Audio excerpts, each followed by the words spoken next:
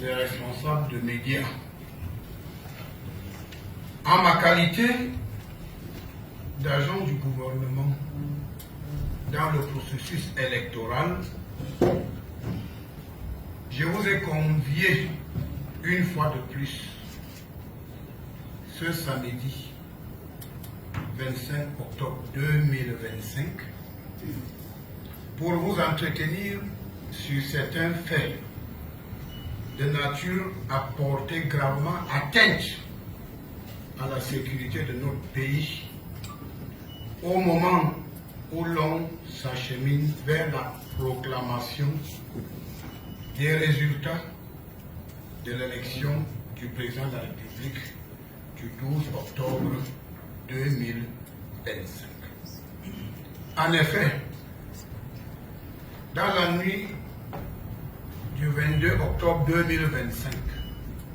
3 terroristes venant d'un pays voisin ont été appréhendés alors qu'ils essayaient d'introduire dans la ville de Garoua une grande quantité d'explosifs, manifestement pour commettre des attentats terroristes dans le contexte de tensions post-électorales entretenues par certains leaders politiques irresponsables. Le mode opératoire projeté est d'infiltrer des groupes de manifestants et de commettre des attentats terroristes entraînant des pertes en vies humaines qui seraient imputées aux forces de maintien de l'ordre. Mardi dernier, à Yaoundé, lors d'une manifestation de rue organisée par un groupuscule d'individus drogués qui réclamaient la soi-disant victoire du président autoproclamé, l'un de ses représentants a été interpellé parmi les manifestants avec un pistolet automatique, des munitions et une forte somme d'argent.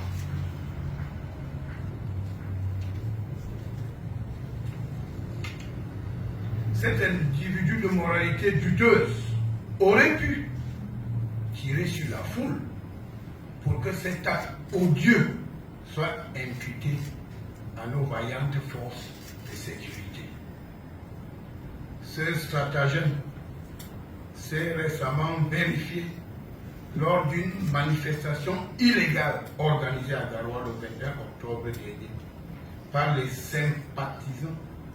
du candidat autoproclamé président de la République, en marge de laquelle le décès tragique de Madame Zouhaïra Hassana,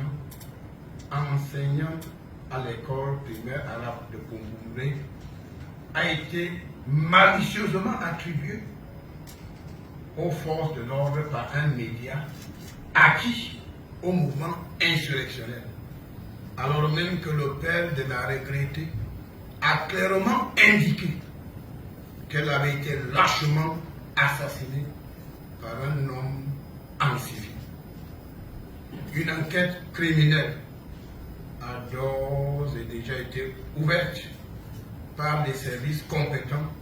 pour faire toute la lumière sur cette affaire et établir les responsabilités des différentes personnes impliquées. Il vous souvient que j'avais annoncé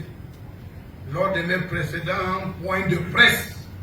l'existence d'un vaste projet insurrectionnel ourdi par certains hommes politiques conscients de leur incapacité à accéder au pouvoir par la voie démocratique. La stratégie à l'œuvre consistait à publier à travers les réseaux sociaux au soir du 12 octobre 2025 des résultats frauduleux favorables à un candidat d'opposition. Celui-ci devait, dans la foulée, s'autoproclamer vainqueur de l'élection et appeler ses partisans à descendre dans la rue pour défendre sa prétendue victoire. Les récents événements survenus dans notre pays ont clairement démontré que nous avions raison. À l'aube du 14 octobre 2025,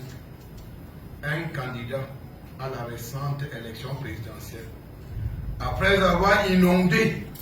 les réseaux sociaux de faux résultats ou des résultats incomplets, s'est effectivement déclaré vainqueur de ce scrutin. À son instigation, ses partisans ont organisé de violentes manifestations dans plusieurs localités dans notre pays, qui se sont traduites dans certaines villes, à l'instar de Tchang, par la destruction des édifices publics.